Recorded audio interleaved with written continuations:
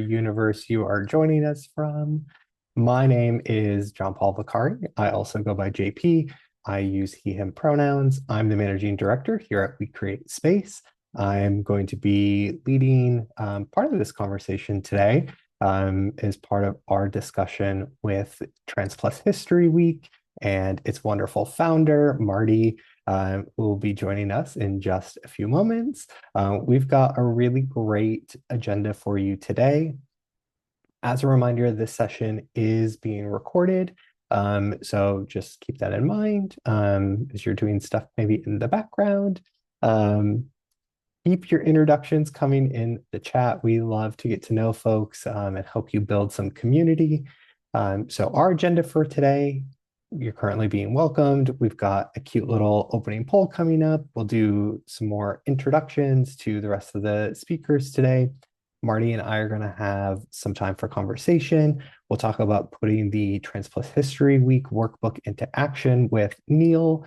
We'll have plenty of time for your Q&A. For us, we'll talk about some of our key takeaways, and then we'll end by coming up with some individual commitments that we're all going to make. So let's continue. For folks who maybe don't know about We Create Space, and even if you are familiar with us, we've been around for over 5 years now. We're in our 6th year.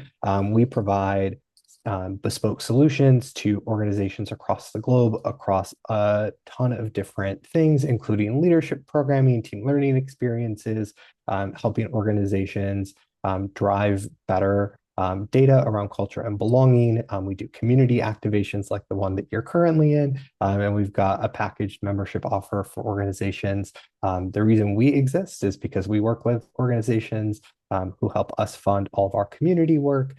And so if you can make any introductions or think your organization would benefit from working with us, please get in touch. And that's all I'm going to say about that today. Before we go too much further, I do just want to establish some ground rules for how we're going to interact in this space. We really want everyone today to be open and respectful. You may have questions, and that's great. We want you to be curious, but just make sure that you are centering all of that through a lens of kindness.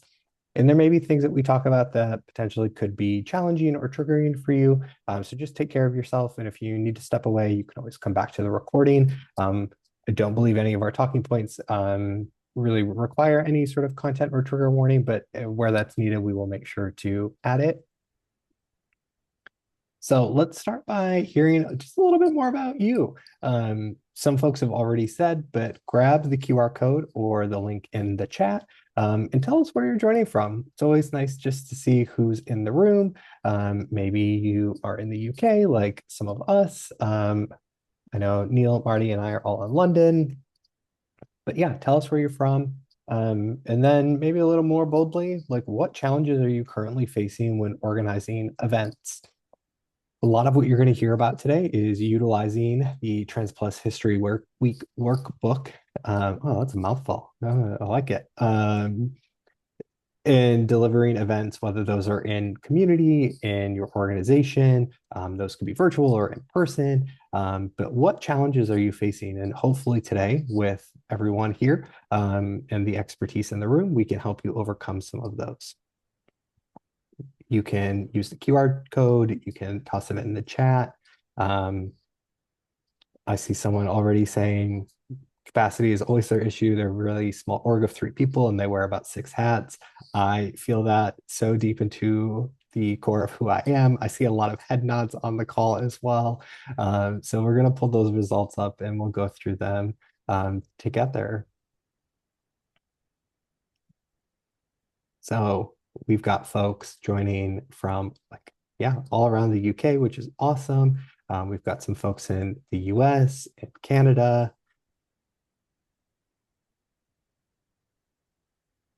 Love it. Scotland. Hey, everyone. Welcome. I'm seeing some more comments in the chat as well. Big challenge right now is funding. We have no shortage of ideas and skills, just the money to carry them out. That is such a common trap. You don't need to have any budget or a big budget to put on a really meaningful event. And so we'll talk about that as well today. So curious to sort of see what other challenges people are sharing, team capacity. Organization does not provide budget for its ERGs, challenging to find funding and capacity. Yeah, freelancer balancing a job, struggle to organize in advance. I mean, can I get an amen? Like I can sort of hear the resounding amens in the room to all of these challenges. Yeah, accessible venues, safety, especially for queer and immigrant communities. Totally get all of that. Yeah, we'll talk about so much of this today. So I'm really glad that you were all here to go through all of this. So that's enough about me for a short period of time. Marty, I want to invite you on and allow you to introduce yourself. I'm so glad to be here with you. This is our second year working together as partners in this space. And it's just so meaningful and touching. And I just love you so much. So tell everybody about who you are and what you do, and then we can talk about all of your wonderfulness and that. Thank you, JP. This is becoming kind of an annual ritual for us to do this, so it's nice. Long may it continue. My name's Marty. My pronouns are she and they, and I'm an artist, a writer. I work in the ad industry as well. I'm a consultant, a columnist, so I very much relate to that six hats thing that somebody else was saying earlier. And one of my hats is that I am the founder of Trans Plus History Week, which we're here to talk about today. So I've firmly got that hat on today. We founded that in 2024. And we've had two programmings so far. So we've had our 2024, 2025, and now we're zooming really fast towards 2026. So May 4th to the 10th is this year's Trans Plus History Week, and it's a global new awareness period in the calendar. It's additional time to center our rich, glorious, kind of millennia-old history of the trans plus people. So that's trans, non-binary, gender non-conforming, intersex. We're all very inclusive here. And yeah, I think we founded it really because it was really apparent that we needed additional time to focus on this topic, especially at a time where many people in our community are being dismissed, their identity is not being believed. There's pressure on like erasing transness. There's the kind of the lie that we're somehow new or a trend, just been invented in the last 5 years. Obviously, all of that is not true. So, what better way to do that than just to focus on our history, get geeky about some stories, and do all of that with a great community that's growing of creatives, artists, writers, audio producers to kind of tell those stories with us. So yeah, I'm really glad to be here today, and I'm really happy to meet the community that have joined the call to talk through our workbook and how to activate it. Thank you so much, Marty. And I'm going to fill in just some quick gaps of saying that not only are you growing the community of folks who are engaging with it, you are intentionally growing the partners that you work with. And I think this is a really good opportunity for folks on the call to consider if you work with other community groups, regardless if they are queer specific or not. There are intersections with trans plus people across every other identity group. And so please don't be sitting here thinking that this is just for queer groups. Like this is for everyone. That's the thing about history, is it is democratized. Like it is about everyone and everything. And so I really hope that what you take from today is, the understanding that you can do this in any context. And like I said, this is our second year as being a partner to Trans Plus History Week. I'm so thrilled to see how many other organizations have stepped up this year to want to work with you. I think that really speaks to just the power and the passion behind all of this. And so I think, there are some of those folks on the call as well, but maybe let's just set the stage of like, you're in year 3. A lot of your partnerships are, year 2, year 3, some are year 1. But like, what does it mean to you as the founder of this to be at this stage now? Oh, it's a really interesting stage. I'm really incredibly grateful about the place that we found ourselves in after what really is quite a short amount of time. So we announced that we were going to have our first Trans History Week back in November 2023. That's when we announced that, and then 6 months to go into towards the first programming of it. And I think we're starting to grow up. We're starting to understand the rhythm of the year and how that works for us. And we're starting to get a little bit more sustainable in how we do this. But it's very much like any startup in a way, because it's a social enterprise, it's a community interest company, it's a non-profit. Um, it's, you know, you're kind of flying the plane while kind of attaching the wings. I think there's a something like that, a phrase like that, and it very much is that. So I think anyone that's ever kind of worked in a social enterprise or any sort of kind of startup culture would sort of understand where we're at about 2.5, 3 years in. So I'm very glad about how one of the interesting phenomenons with that actually is that within the first kind of 3 or 4 months after we announced it, it became bigger than myself, and that big was a really scary moment. But it was sort of a milestone of its success because it had been picked up and grabbed hold of and ran with by other people. And as somebody that's a bit of a control freak, it has to be said sometimes, that was scary, but I just love how it's kind of flourished and it becomes what people want it to be in their own hands. And we're here very gently to just remind people that it's, you know, it's trans people that are the authors, that they should be the authors of our history. And we help hopefully kind of guide with our lessons each year about a focus area for you. But really, it's kind of an open invitation to run with it, do something with it, and popularize our history within your community and within your organization, and have it reach some people that really need to hear those messages, particularly trans people who don't feel like they belong a lot of the time. Because, like in our society, there's a lot of messages that we're hearing that tell us that we don't belong. So, hopefully, we are a tool that you can use to just help people feel a little bit better in today's world.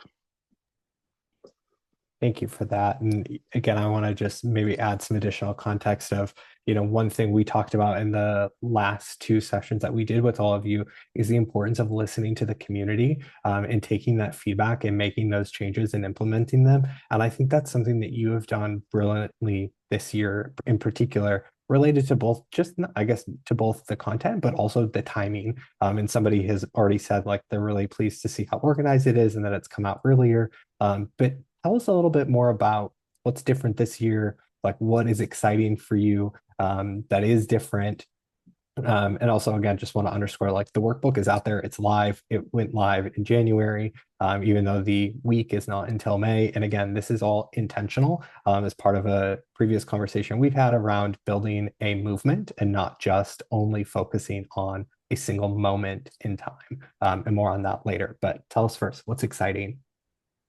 Yeah, thanks for reminding me of that. Actually, yeah, the first year I think we published the workbook, which is the tool that you can use to be able to create your own events and content. I think we launched that maybe 6 weeks, 8 weeks before.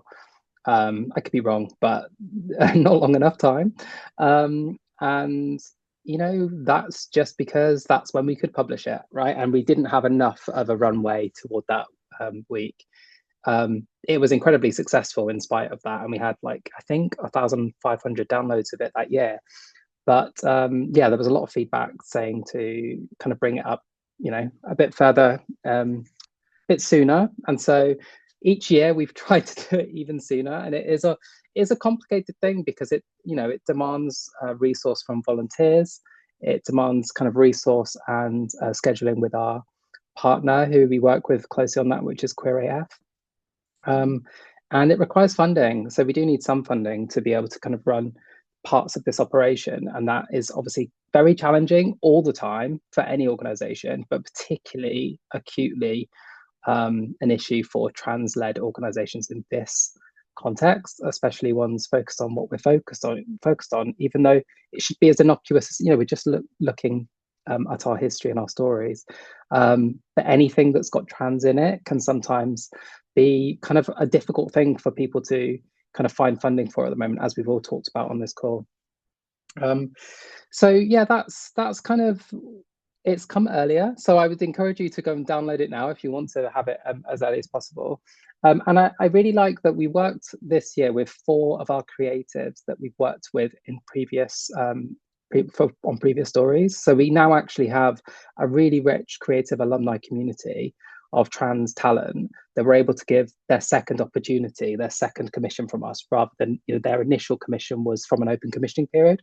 But now we've developed a relationship with them, we've developed their skills, and we're bringing them in for commissions outside of the open commissioning scheme. So that's a real joy to kind of give more work to trans creatives and really have that document be infused with global perspectives, perspectives from people from the communities that they're talking about.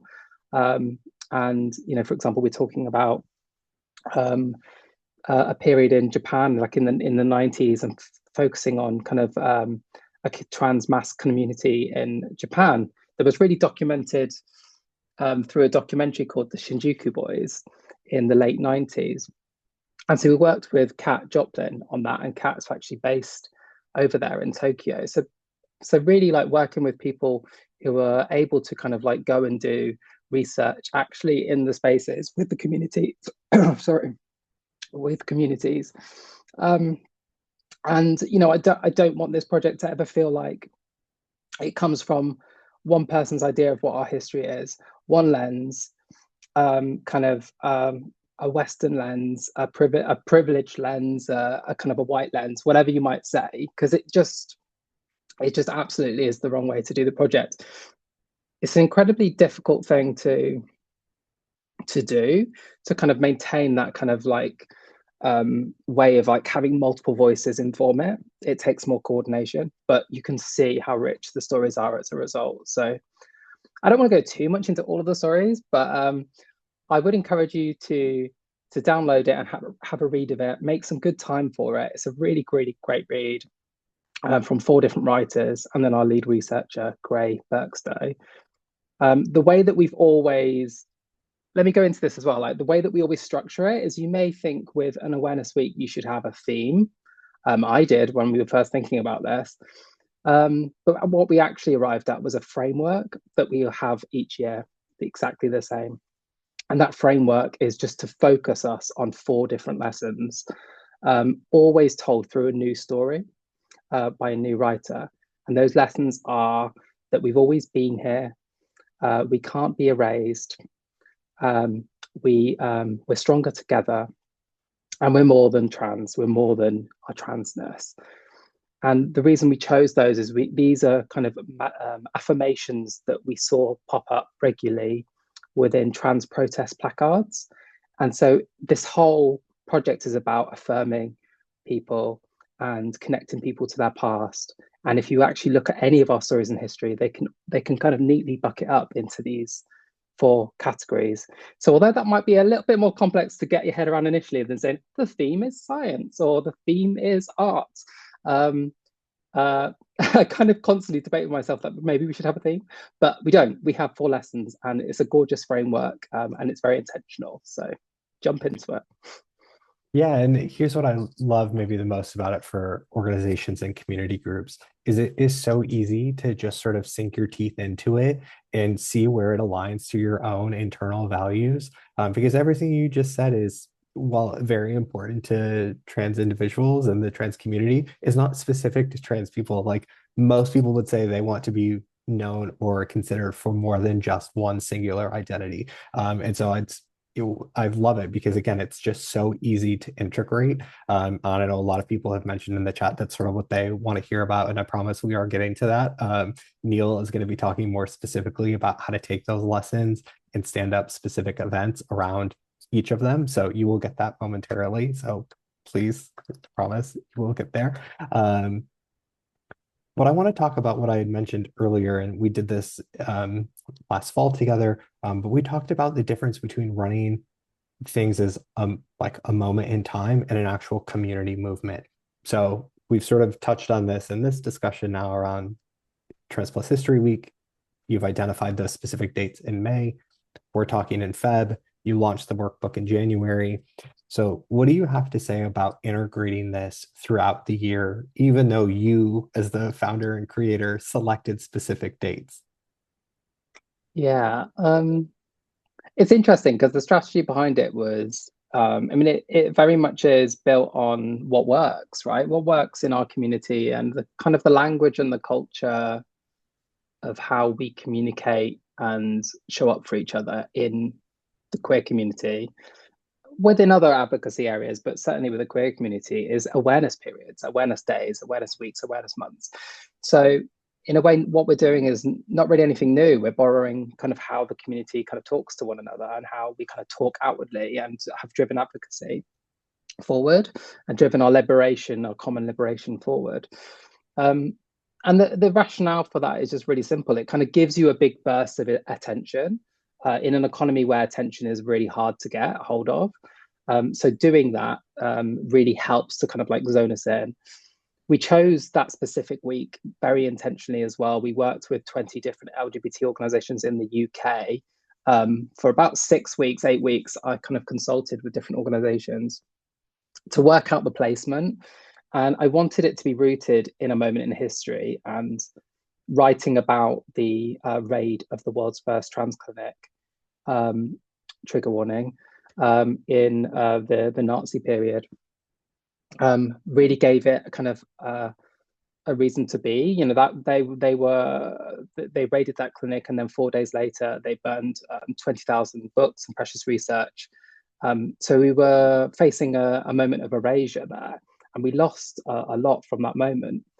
And it just wasn't something I knew about, right? I didn't know about that moment. And so focusing on that week, where Trans Plus History Day, as we call it now, is May 6th. That was when the raid took place. And then in that same week, 4 to 5 days later, the literature was burned. So we talk about, you know, the week they tried to erase us is the week that we should remember. So it gives us a real anchor in history and really real meaningful anchor. And it happens before Pride, right? So it's a really meaningful and authentic activation around Pride when you can get accused of showing up inauthentically in Pride. And we wanted to create an easy vehicle for people to jump on and support, which wasn't just visibility, because there's a phrase in our community which is that visibility without protection is a trap. When you're making visible our history, you're making visible something that is a tool to support us.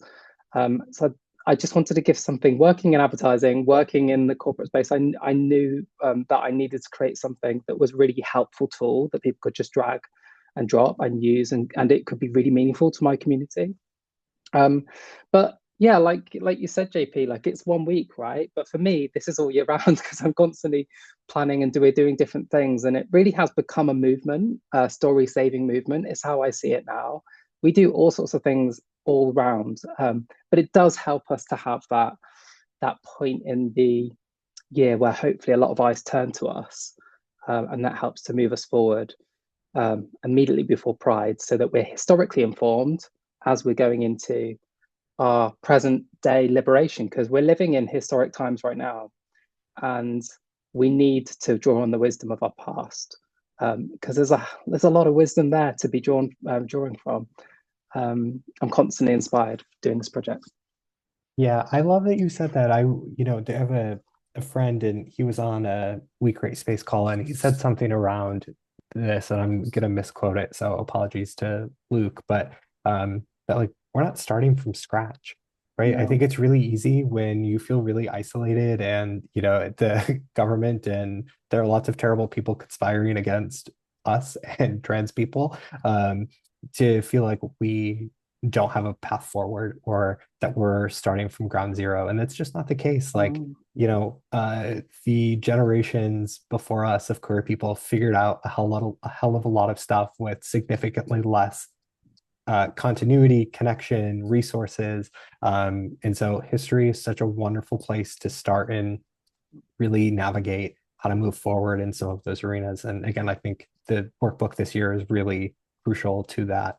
I want to pivot. Well, I think as well, Yeah, JP, go just ahead. like community organizing and community gathering, and all of that unity, solidarity, all of those things are what we kind of constantly see showing up in our history, from Compton's through to Stonewall. And what you're doing, what we're doing, what many different organizations are doing. I see that Pride in Education is on the call as well. Like, it all is a mirror of that kind of model of coming together in unity, in defiance, and in mutual care, like looking after one another. Yeah, that's what we are doing, and it's nothing new. Yeah, it isn't new at all. We're doing what our ancestors were doing, and that's really, really beautiful. Yeah, I love it. I want to shift just slightly and talk about some tactile things from your perspective. So, if you were to give, Marty's one-on-one or your top few considerations for folks on the call who are here to learn about how to bring, this work into their organization or their community group, what would you say is the best starting points? Mm.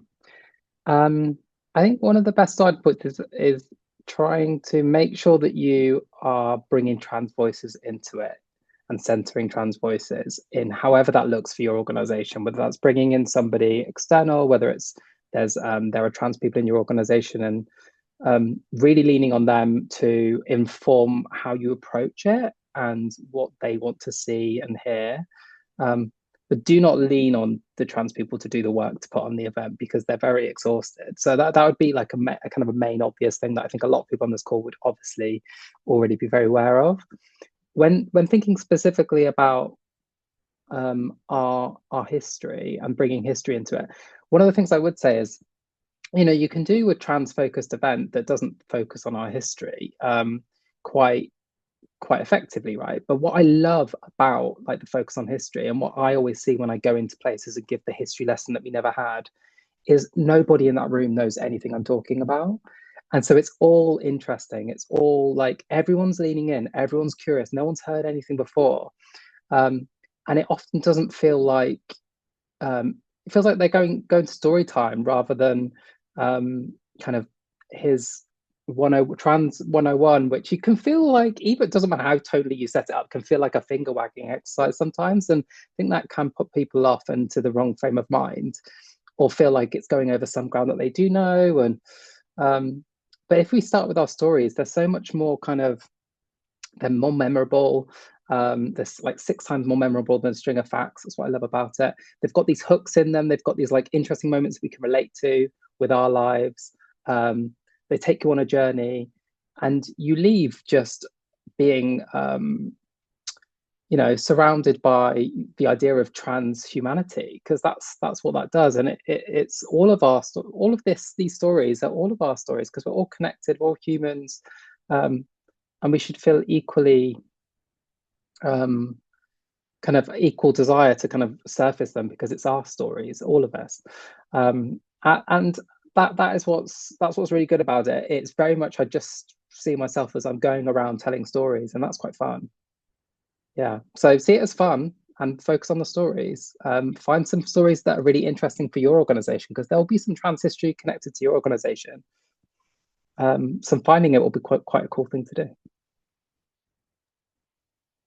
Yeah, I love all of that. I mean, look, I'm gonna put the same question back on myself. If you're an organization and you're wondering how do I get involved? Well, first you could share this recording. You could download the workbook. There are lots of small things that you can do. I think the ultimate goal is that you are displaying in a very active way that you are willing to participate in the conversation. And sometimes that just means listening. Sometimes that means asking questions.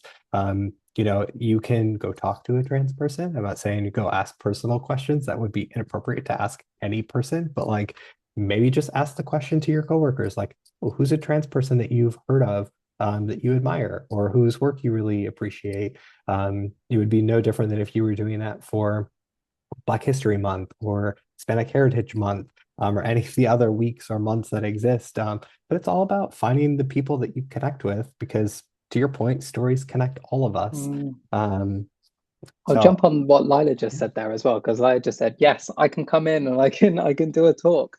Absolutely. We've got some gorgeous talks.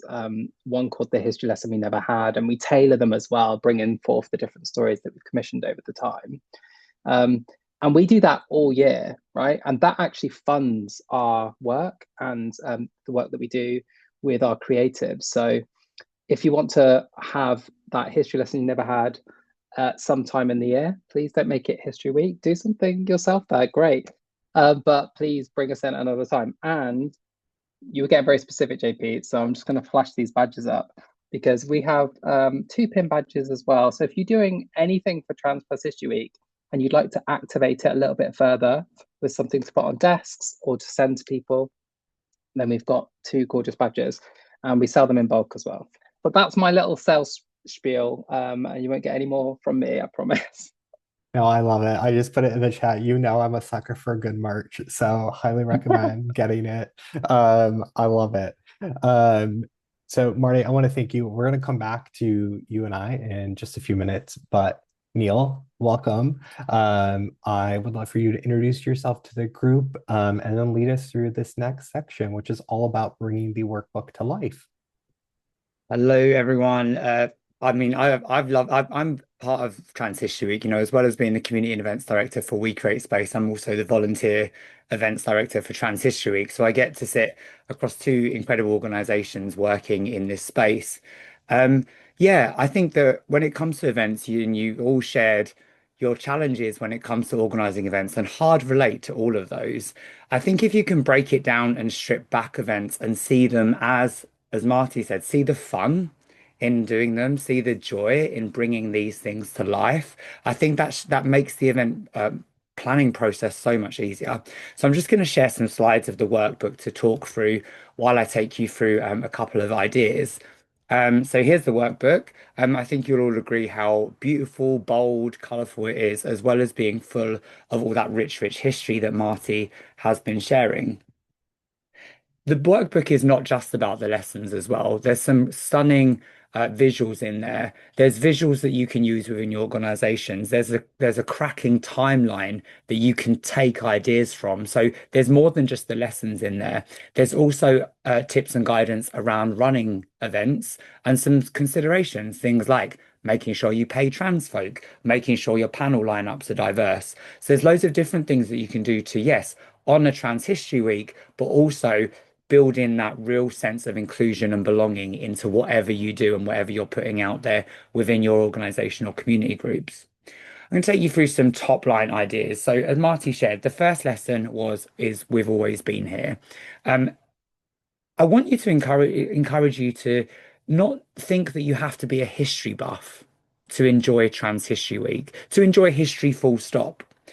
What these lessons do is they give you a framework and you can put a modern lens on these lessons. So thinking about we've always been here, my top suggestion for this would be organize a keynote speech. Perhaps it's you bring Marty in, perhaps it's bring another trans individual in, someone that's well known, someone that's not well known, but invite them to share their journey as a change maker and maybe ask them to reflect on how they've seen themselves represented through history.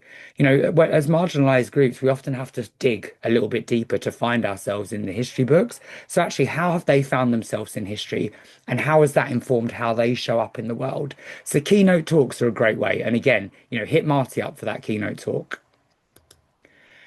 The next lesson is we can't be erased. I mean, history, trans people have existed across different continents, communities, and cultures across millennia. And so, this idea of we can't be erased is one that really is something that we need to hit home to people. As Marty said, being trans is not a new phenomenon. So, JP reflected on this when he was speaking about events. There's this myth that events have to be expensive to organize, and actually, they don't. And actually, is an event the right thing to do? Comms campaigns are a really simple, cost-effective way to get involved in things such as Trans History Week. So you can communicate the history lessons directly from the workbook or do your own research and share why this is important for you, your organization, or your community. As Marty said, do your own research, find out what trans history exists around you. But comms campaigns can take many different formats. They can be profiles, they can be interviews, they can be thought pieces, but they really, really kind of tap into that encouraging people to think and not necessarily go to an event and sit as a passive person, but sit and do their own research and kind of really act as a thought-provoking piece.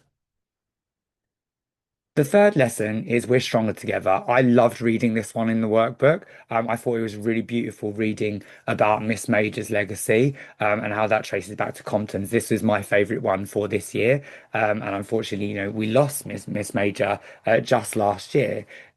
So thinking about Miss Major's legacy and the idea that we're stronger together, community has never been more important. So this lesson is one that is really, really prevalent in 2026. So my idea for this one is a panel discussion, and you really tap into that idea of being stronger together. So you could bring together a range of different people for a panel discussion, and it doesn't just have to be about a one-track thing. You can invite people who are community organizers and corporates, and maybe look at how a project or a venture that they've collaborated on together, showcasing what collaboration and co-production looks like when you blend the experience of people and their identities with skills and expertise. So I think that's a panel discussion is a great way to engage with people and showcase an intersectional and really, really kind of diverse group of people. And the final lesson, we're more than trans. Again, encouraging you to look at this through a modern lens, but also a lens just beyond identity as well. And Marty spoke to that earlier. Fireside chats are a great way to have a one-on-one conversation. They're not as informal as a keynote speech, right? So there's less pressure placed on finding a speaker who can get up and give a 20, 25-minute talk. Okay. So a fireside chat allows a more intimate, authentic experience for many people, one that's less pressure. But that could be with a transparent, that could be with an expert in their field. And I think what a fireside chat really enables you to dig into is that idea of being more than just one thing, moving beyond just thinking about just lived experience through to lived expertise, through to trans joy, through to success and impact. We're diving into the person here, and a fireside chat is that it's like a podcast in real time, right? It's literally getting to sit and soak up that person's story in a way that is comfortable and easy for an audience. And all of these things provide you with a vessel for storytelling. They provide you with an opportunity to change hearts and minds in a variety of formats. And actually, when you think about how you tap into the workbook, thinking about your own capacity, what budget you have, you can use multi techniques to do that to help bring Trans History Week to life, or you can focus on one thing. I just encourage you to take action, whatever it might be, no matter how big or how small, whether that is a comms campaign, an event, an interview, a lunch and learn. There are so many ways that you can help bring these stories to life.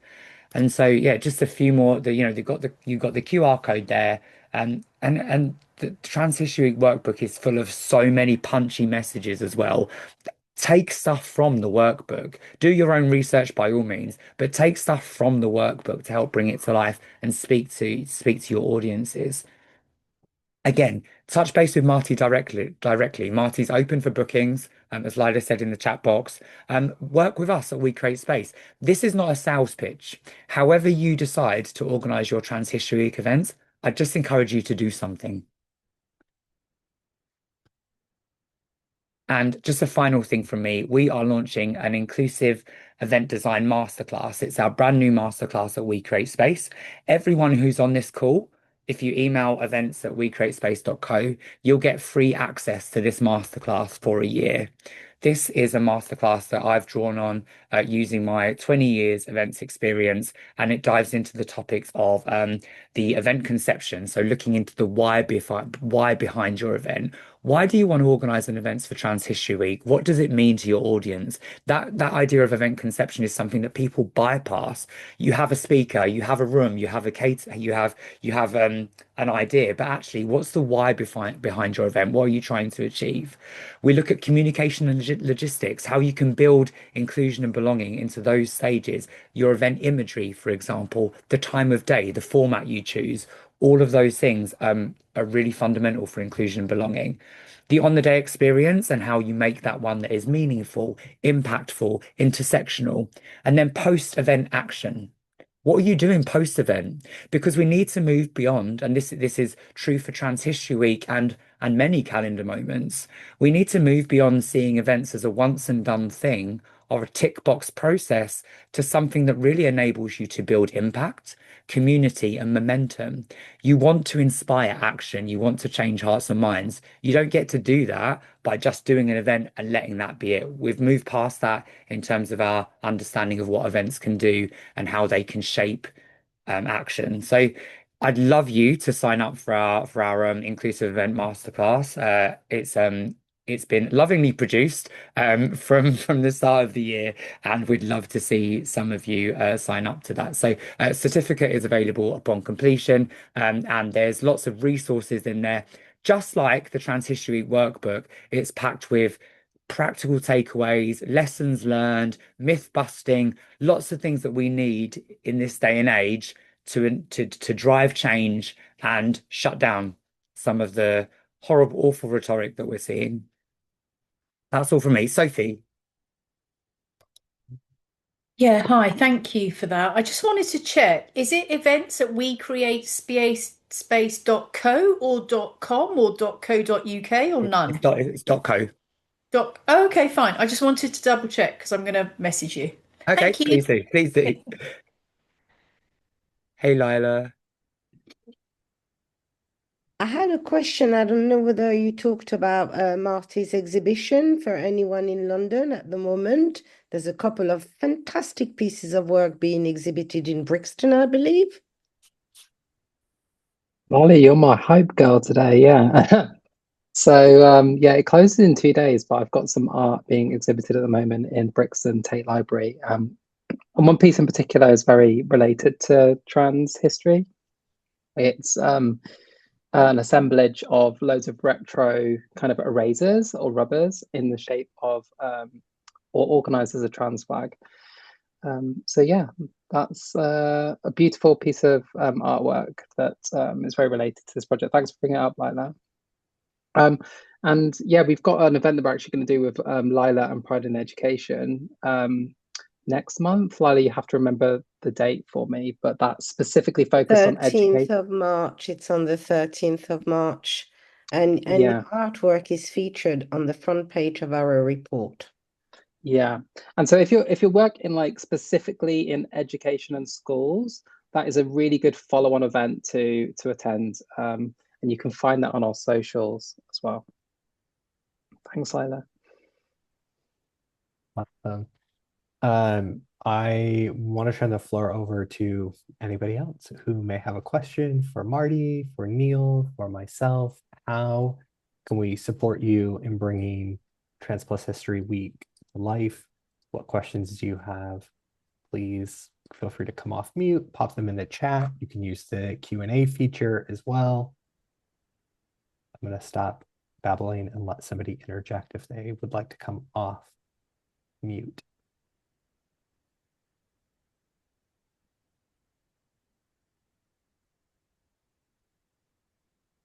Yeah, if you don't mind, I'll ask if that's okay. It's Mark here. I'm not specifically in an organization at the moment, but I do know, having spoken to several people in different organizations, there is this mass nervousness around this conversation. Okay. And do you know what? Sometimes you just have to say to people, grow up and get on with it. But obviously, sometimes you can't always say that. What do you think is your advice? I mean, we go into so much detail here, but we won't.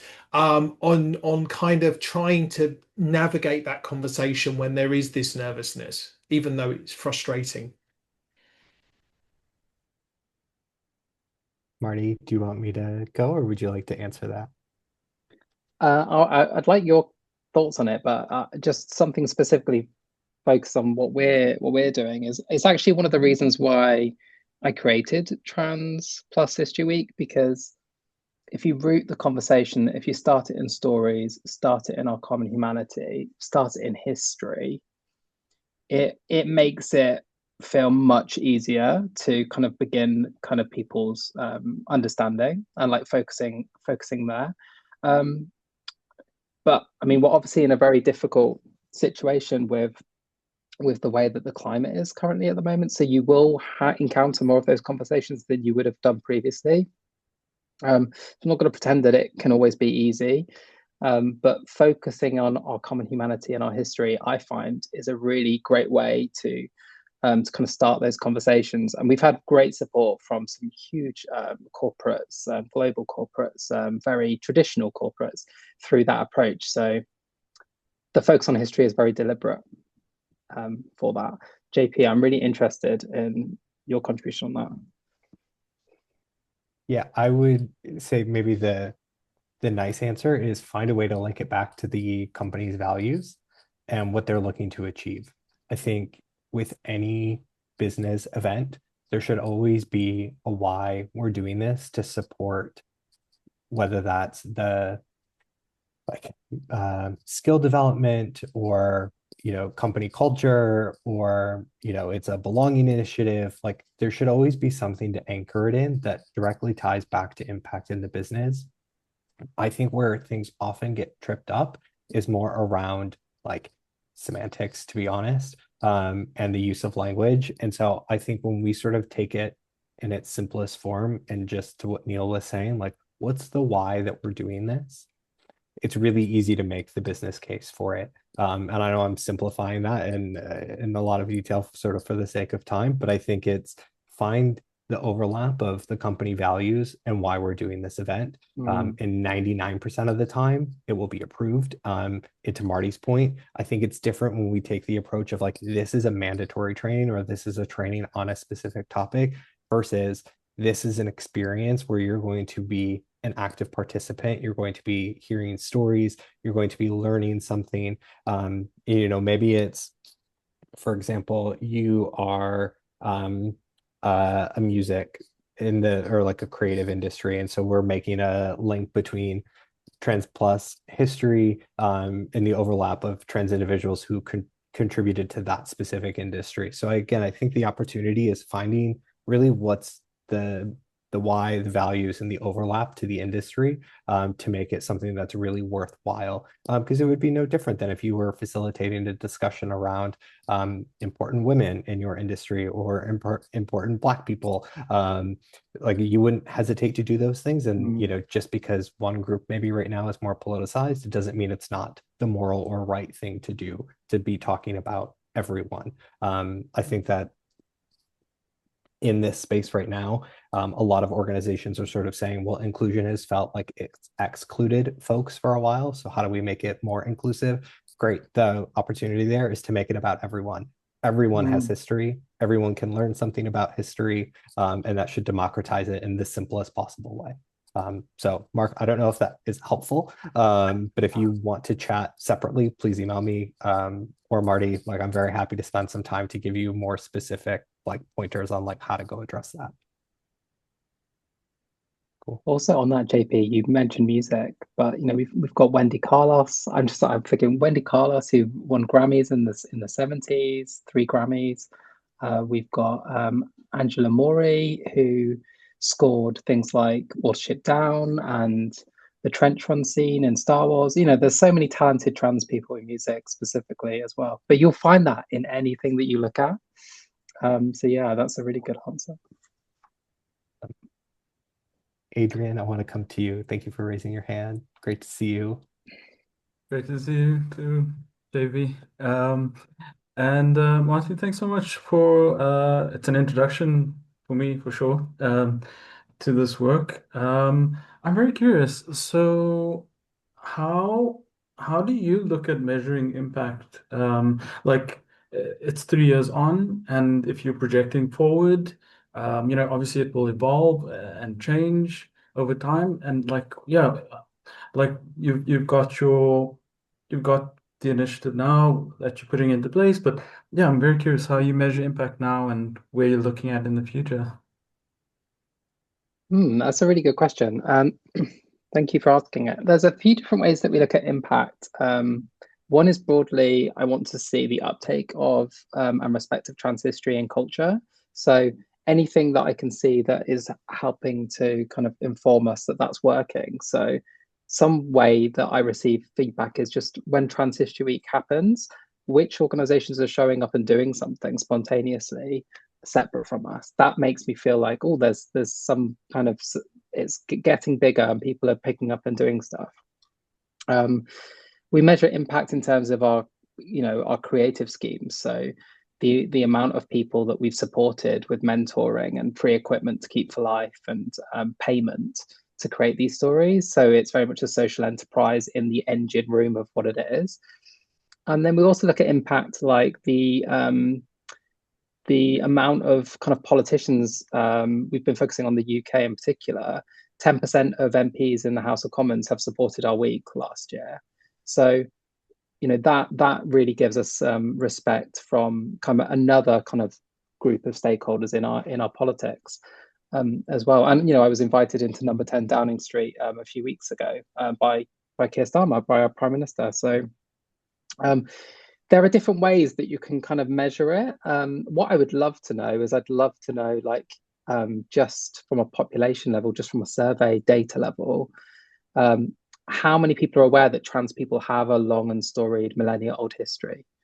I'd love to know that. I'd love YouGov Pulse survey data to be able to tell me, and is that shifting over time? We don't have that in place yet, so I kind of have to use little signals to give us a sense of the impact. But it's a really good question, and I'm constantly trying to think about what ways we could measure it and also track it over time. Lovely. If you got any thoughts, I'd love to hear from you as well. No, thank you so much for that. That's very interesting. I'll be thinking about it. I'll be thinking about it. Awesome. If you have other questions, feel free to put them in the chat or raise your hand.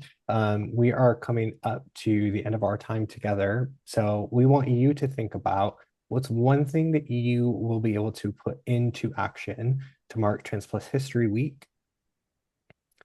Feel free to put that in the chat, write it down, make a commitment to yourself while you are thinking, or if you need some ideas, we are going to give you some of our key takeaways. So Marty, I'm going to come to you first. Well, I mean, I said it before, center trans people in what you're creating for Trans Plus History Week, whether it's, their stories that you're kind of like surfacing, or whether you've got trans employees. And if you're an organization of a certain size and you don't think you have trans employees, believe me, you do. They just haven't come out. So doing this is super important for those people. And please download the Trans History Week Workbook and really dig into those stories. And as I listen to what Neil said, as well as, you don't have to be a historian. I'm not a historian. You can absolutely just like drag and drop and use these stories as like jumping off points for what you want to do and your business needs. So please do that. And just to give you an idea of hopefully to inspire you about what you could do, things that we're doing with this is, we're going to be putting on a series of events over the week itself. We have a comedy night, we have a community event, we've got all sorts of things going on, and we're publishing a lot of content that's been developed by our creative. So there'll be a new podcast season and new stories and illustrations to enjoy. So there's a lot to look forward to from us. So if that gives you some inspiration as well, great. I'd love to know what you actually end up doing. So please email me. I will never be unwilling to receive that email. I love it. Yeah, you want to talk about measuring impact? Tag them. Like, send pictures, like show the impact. So for me, I think this should be sort of the number one thing. Like, you got to pay people if you're asking them to come do the work. Pay them for the work and their time. Not everyone can or wants to work for free. I know I certainly don't all the time. And then also, just as importantly, give credit where it's due. If you're using images or things that other people have created, like, give them the credit. That is sort of bare minimum, like what you should be doing. And then, my other thing, and I talk about this a lot, is consider how you build this into an everyday behavior. Like, this is not just about a week or doing one or two things throughout the year. But I think the challenge for all of us is, how do we behave and lead with the integrity that we all have and show our allyship every single day? a quick thing a former leader I worked with used to do was at the end of every team meeting, we had a different inclusion moment. That could be anywhere from 5 to 10 minutes, whether it was a short video talking about an article that maybe he had shared before the meeting, simply stating like, oh, did you know today is this? It doesn't always have to be something massive. These small things really build up and make the difference over time. So finding those moments is one of the best things that you can do. And Neil, I'm going to come to you next. Okay. Just I'll keep them really short. Considering how you can use your professional power and privilege to show up for Trans Issue Week and beyond. You know, JP and I within our roles We Create Space, we get to work with Marty all the time, right? But actually, when Trans Issue was launched, it was an obvious thing that we step up and partner with them to help bring that message and to our audiences. And so collaboration is really key here with professional power and privilege, but also your personal power and privilege as well, and finding opportunities to really kind of showcase really cool people doing really cool things. Keep it that simple. And know that tapping into your skills and expertise can make a difference. As I said, I'm the volunteer events director for Trans History Week, as well as being events and community director for We Create Space. I know my shit when it comes to events. And so if I can bring that to Trans History Week to help elevate it, which I've done now for coming up on 3 years, volunteering is a really, really great way that you can use your skills and expertise, therefore not overstretching yourself, but doing something that you're already skilled at to bring something along and help elevate it. So yeah, those are my ones: volunteering and knowing where you can make a difference. We would love your feedback. So please scan the QR code, grab the link, tell us what you thought of this event. And I also want to just mention again the masterclass opportunity. Neil just talked about his own expertise and experience in bringing Trans Plus History Week to life. This is your opportunity to take advantage of somebody else's expertise and use it in a way that will support you, whether that's in community, at work, in your group of friends. Please, like, we want you to take advantage of it so much that we are willing to give it to you for free right now because you showed up today. So what we want from you is to feel set up for success, to go do something meaningful for trans people out there, because they need it, they deserve it, and you have capacity to do it. You showed up for an hour today, so you can find an hour later in the year to do something as well. Marty, Neil, thank you both so much. Get in touch. We will share all of the contact information as well for Marty and Trans Plus History Week. And if you have any other questions or needs, please ask. We are here to support you in whatever way that looks like. So thank you so much, Marty. I can't wait to do another event with you later in this year. Looking forward to it. Thank you. This is great. Thank you so much. So thank you everyone so much for coming. Have a beautiful rest of your Tuesday, and we will see you soon.